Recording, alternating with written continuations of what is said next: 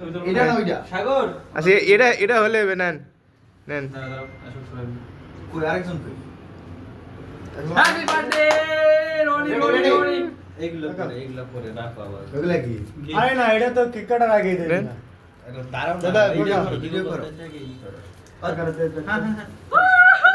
Gift this is birthday Roni Islam আমাদের পক্ষ থেকে আমরা একটা রনির বললো বলে হাবিবা আমার আমার নামে এখনই দেন হাতে ধরে আচ্ছা হাতে দেন হাতে দেন।